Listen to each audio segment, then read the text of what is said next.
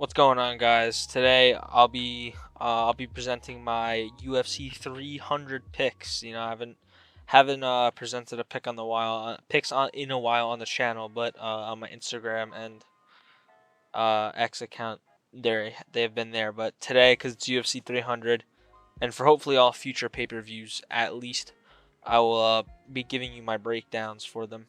And yeah, without further ado, we'll start here at the first early prelim, Davison Figueiredo versus Cody Garbrandt. Um, I th- so if this fight goes to a decision, I think Davison Figueiredo takes it all day. But if it gets finished, I think it'll be Cody Garbrandt because Figgy isn't really putting people out like that. Garbrandt hasn't put anybody out in a while either, but we know he can. Like, he knocked down Dillashaw, he knocked down Cruz twice, he slept Rafael Asensio.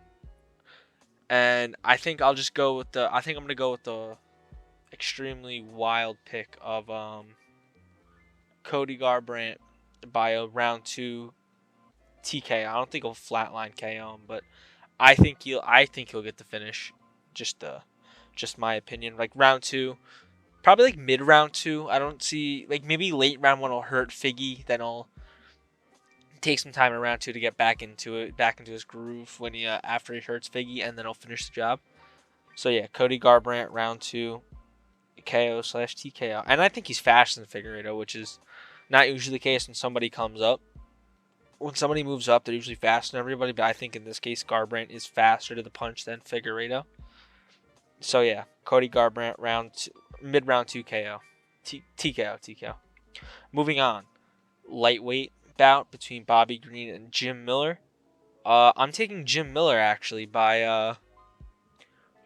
I'll say another round two finish. I think it's more likely knockout because Bobby Green took so much damage against Jalen Turner, just so many unanswered shots and this is a decently quick turnaround from that too. Like that wasn't that long ago. I think that favors Jim Miller, and I just think there's just an aura about Jim Miller. Like aura is kind of like a big thing for me. It seems like whenever somebody has that kind of aura about them, they tend to like get the job done. You think about O'Malley, you think about anytime Bo Nichols came out, you think, stuff like that. Like, so whenever there's aura there, that usually kind of carries in. And I think everybody's hyping up Jim Miller because he's been on 100, 200, and 300. And I just think he's going to probably knock out Bobby Green. I could definitely see a submission. But I'm thinking round three, uh, probably TKO. I could see a flatline, honestly, depending on how badly Bobby's shin was affected by the fight between him and Jalen Turner. But I'll say Jim Miller round three, like up against the fence. He'll probably have Bobby hurt. He'll be up against the fence, and once a shot lands and Bobby falls, the ref will just step in. Probably round three, round two, round three. I don't know. I'll say round two. I think it happens a little earlier, round two. Moving on. Women's strawweight Andrade versus Mariana Rodriguez. Um, I think Mariana Rodriguez is gonna win. I don't exactly know how, but I think uh, the WMMA fights are not my specialty. I do think Mariana Rodriguez is gonna win, and I think she'll get it done by uh, decision. No, we'll say decision. I don't see Andrade going to many decisions now. I think about it.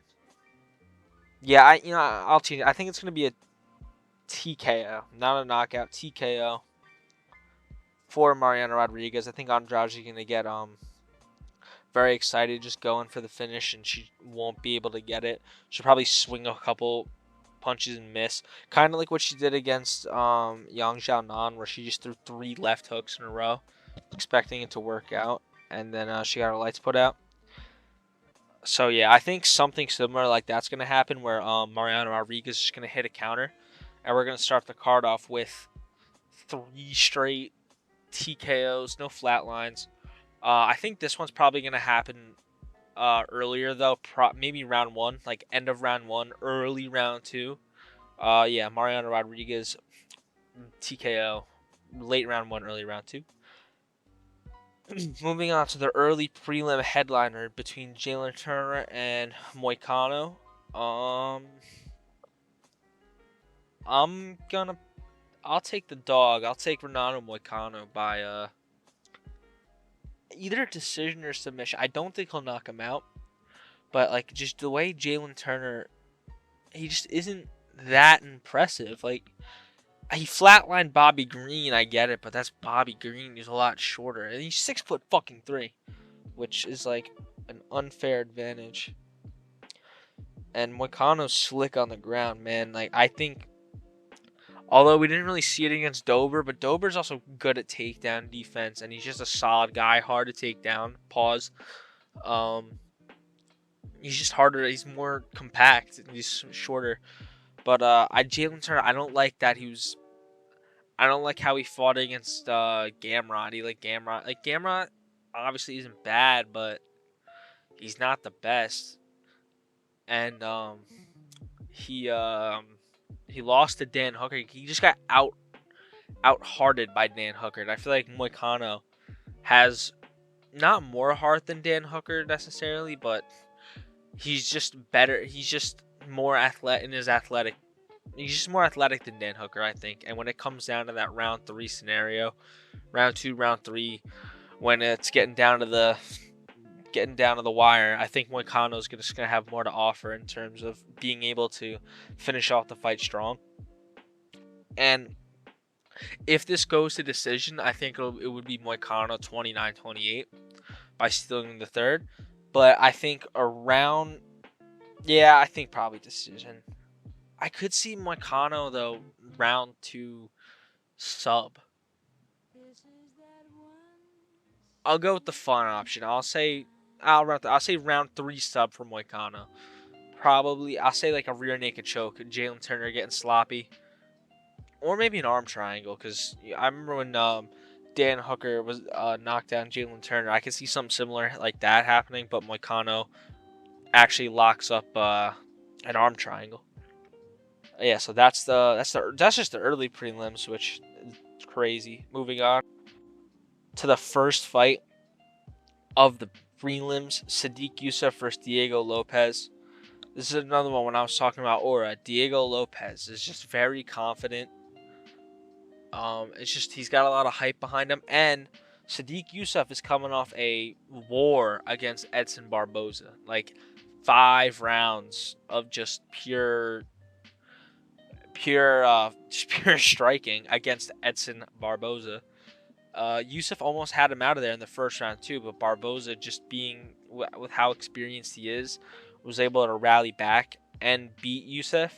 But that's also kind of concerning that he wasn't able to, when he had Edson in that bad of a state, that he wasn't able to pull out the finish is kind of concerning. And I think Diego Lopez is going to knock out Sodiq Yusuff. If not, he'll submit him. But I got a feeling that he's just gonna walk in there with his balls hanging low, and he's just gonna walk in there and he's gonna knock out Sodiq Yusuff round one, TKO, so KO/TKO for Diego Lopez. Like I don't think there's gonna be many flatlines this card. I don't think Diego Lopez would flatline Sodiq Yusuff, but I could see like just a big right hand, maybe a head kick. Similar to like the Pat Sabatini fight that happened in November. But yeah, Diego Lopez, round 1 finished KO/TKO. Moving on, Holly Holm versus Kayla Harrison. Now, this fight is gonna be boring as fuck, but it's interesting to predict because of the amount of negatives on both sides. So on one hand, we have Holly Holm, who doesn't have as much power as she used to have, like when she fought Ronda Rousey. And she's 42 years of age, which is very old for a female fighter. But on the other hand, we have Kayla Harrison, who is going down 2 weight classes. She was fighting at 155 in PFL, and now she's going down to 135. And I know she has the ability to out wrestle Holly Holm. She's obviously a better wrestler. But cutting that much weight, you're going to be losing muscle. and she has not fought that high level of competition that Holly Holm has, or that Holly Holm is herself. And I see a lot of people picking Kayla Harrison like it's easy, but I think I'll take Holly Holm to beat Kayla Harrison. Yeah, it'll be a boring decision, but I just feel like she'll be able to stuff the takedowns and hold. She'll probably hold Kayla Harrison up against the fence a bunch, and even if she wants to, she could break it out into the open octagon, and she'll have the striking advantage on Kayla Harrison. But I just don't. It's also all depends on how the weight cut affects Kayla Harrison. If she has a clean weight cut and she's still able to retain most of that muscle, she'll probably get it done just by wrestling Holly Holm. But she's got to be 20 pounds lighter than normal, and she's probably already cutting weight to get to 155. And then if she hasn't been cutting weight, then this is her first weight cut. It's gonna be a rude awakening in that cage. But yeah, just because of the weight situation for Kayla Harrison, I'm gonna take Holly Holm via 29-28 decision, maybe controversial decision. People think it's a robbery, but yeah, Holly Holm decision, boring decision, I should add, against Kayla Harrison. Probably about 100 total strikes, with 4 of them being significant apiece on each side. And yeah, moving on. Calvin Kattar versus Aljamain Sterling. Now this is another interesting one because what's the size difference between these two? Because I know obviously Alja's moving down, and people consider him a big bantamweight, but I just don't know. I don't know, like, what's the size difference between them? Hold on, oh, that's a bad voice crack. So Kattar's got 1 inch in reach, and he's 3 inches taller, but he's 2 years older and coming off a serious knee injury. And I listened to MMA Guru's video on it, and I'll kind of use to his point.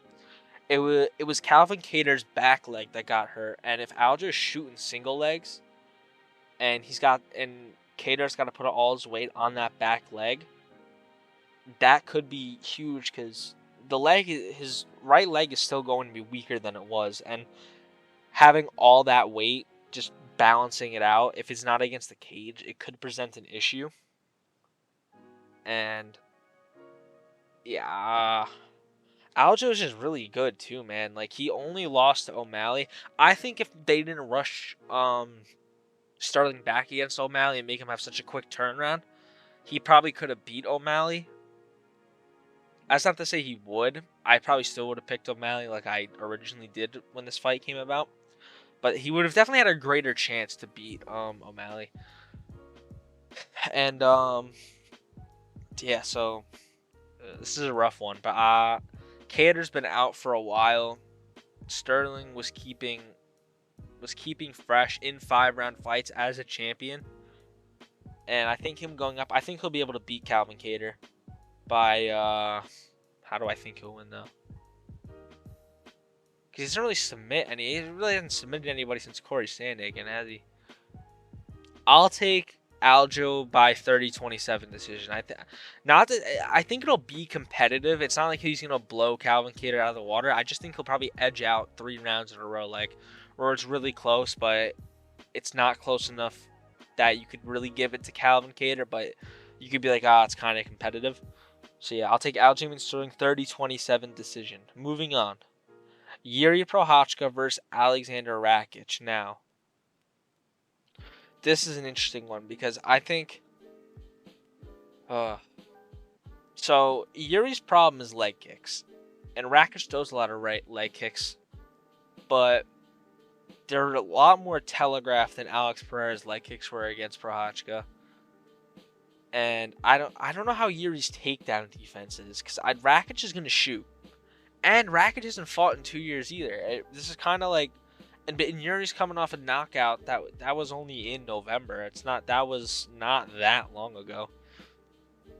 Now, was he like completely out? No, but it's also like a mentality thing. Like, I don't know if he's fully digested and stuff. Like why? Like, it was just, he got knocked out. He was in his first UFC loss, and it came in a title fight that I don't know, was he winning? I don't even remember. I just remember the knockout. But yeah, he was doing all right up until the point where he got finished. And yeah, there's that. So Yuri's style is very awkward. Rakic is gonna be shooting for takedowns. He's got a weird one too, and he's got leg kicks. He's gonna be looking to kick Yuri's legs, and he's gonna have the weight advantage post weight cut because he's really big. He's a really big 205er, and this is all about where Yuri is mentally after the loss, how he'll deal with these leg kicks of Rakic, and how his takedown defense is gonna be. I think so. If Yuri were to win, I think it would be by round 2 knockout, and if Rakic wins, I think it would probably be by 30-27 decision, where you're not going to be very happy about it, but he's going to prove that he is the better mixed martial artist.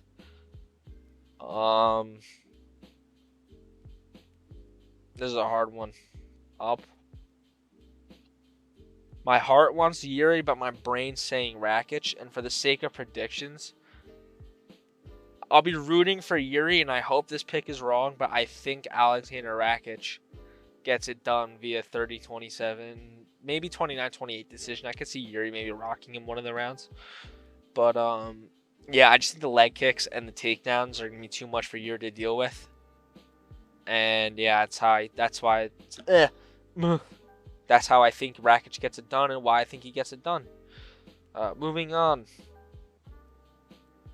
to this this fight that is happening. This is a fight of all time. Bo Nickal versus Cody Brundage. Yeah, Bo Nickal is going to win because I think I can go to an octagon and beat Cody Brundage. He's on a 2-win streak. One where he was getting his ass beat and his opponent got DQ'd, and another one where he was gonna get submitted and he just slammed him on his head because the guy doesn't know. Because what was it, Zachary Reese, right? Yeah, because Zachary Reese doesn't know how to let go of an armbar. And before that, he was on a 3-fight losing streak. He lost to Cedric Dumas, Rodolfo Vieira, and Michael Oleszczuk. Yeah. And even then, he's only beat Tresean Gore and Dalcha Lugambula. Yeah. I don't know. Cody Brundage, I just don't think he's very good. I think Bo Nickal gets this done in the first round, whether it's submission, knockout, whatever. Maybe Brundage will stuff a takedown if he's lucky. But I don't see a world where this is even competitive unless Cody Brundage swings an overhand and knocks Bo Nickal out. But a Bo Nickal round 1 via however he wants. I'll say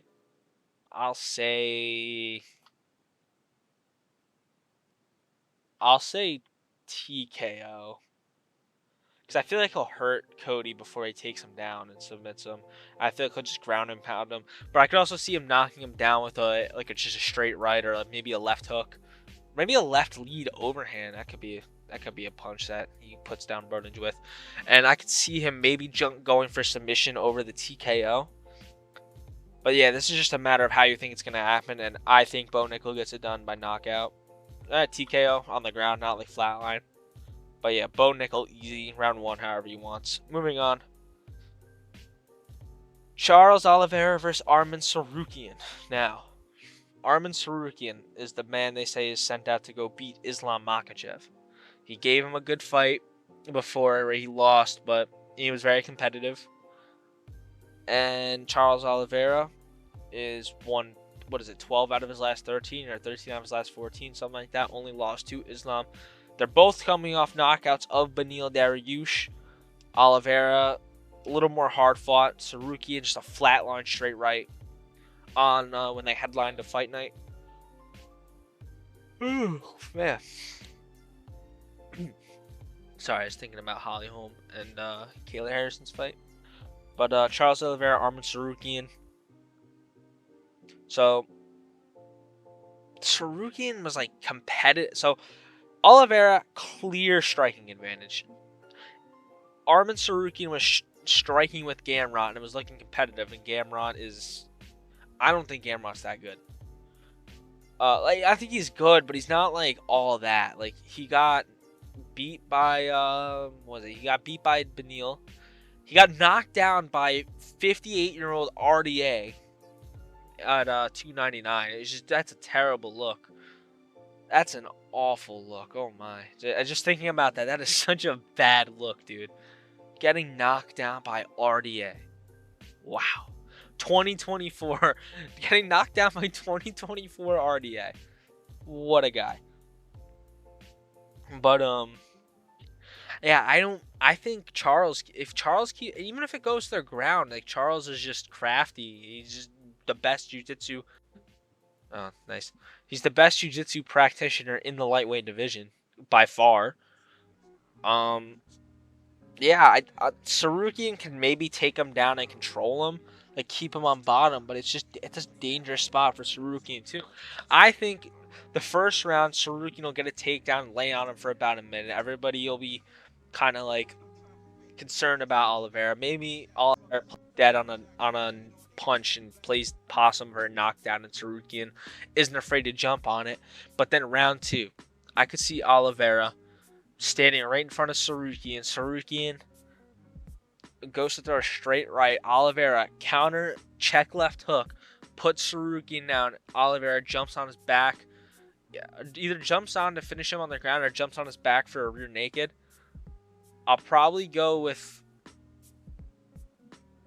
Oliveira via round 2 rear naked choke over Arman Sarukian.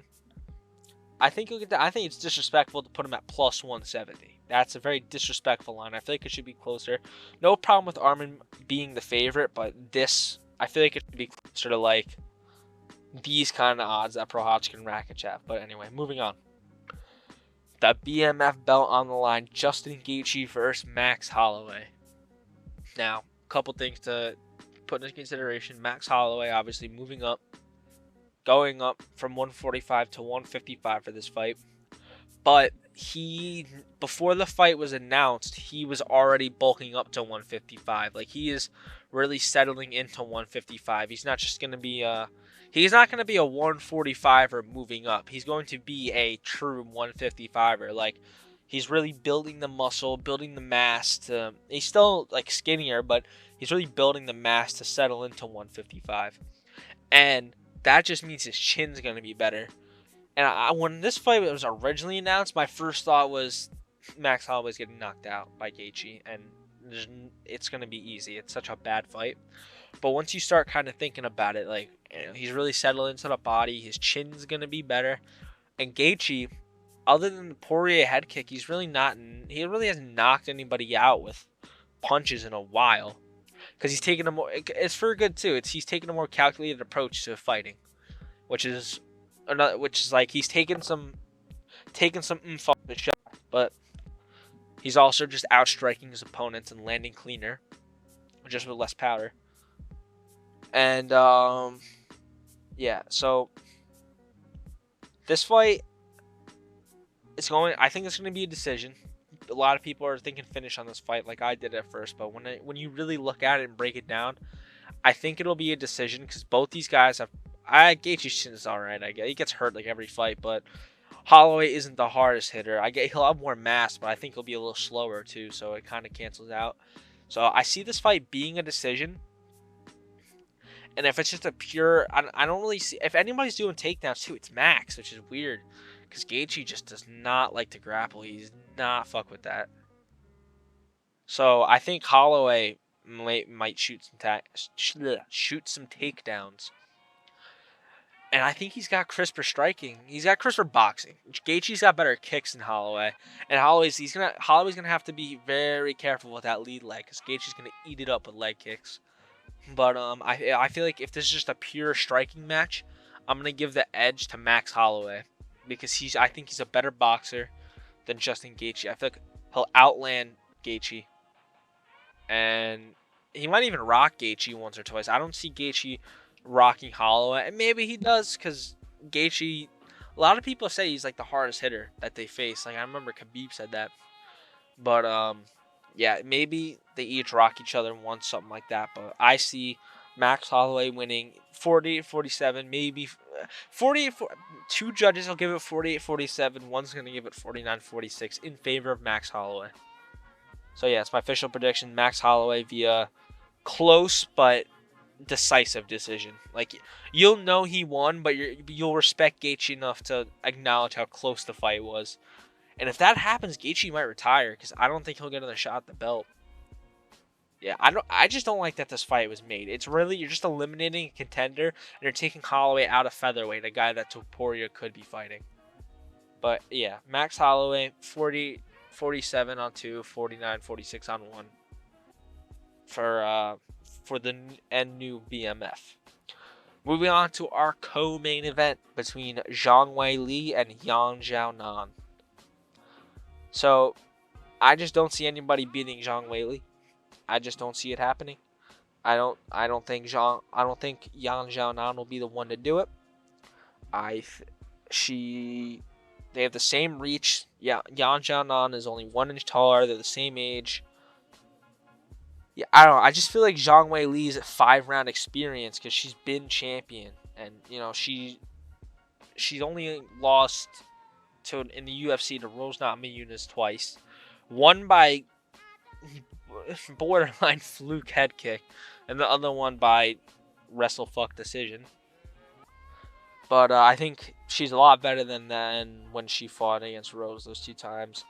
And I don't know, Yang Xiaonan, I haven't seen a lot of her fights, but I just from what I've seen from Zhang Weili, especially what she did to Amanda Lemos last time as a co-main to O'Malley, like that fight, there's Amanda Lemos could do nothing. She was powerless.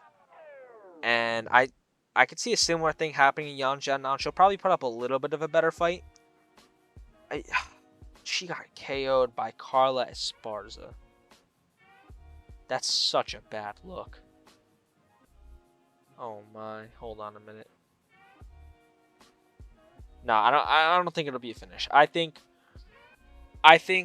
it'll go to a decision. I think Zhang Weili 50-44s, maybe 50-43s Yang Xiaonan. I don't think it'll be close. I think in the striking or the grappling or however she wants, Zhang Weili will take over this fight.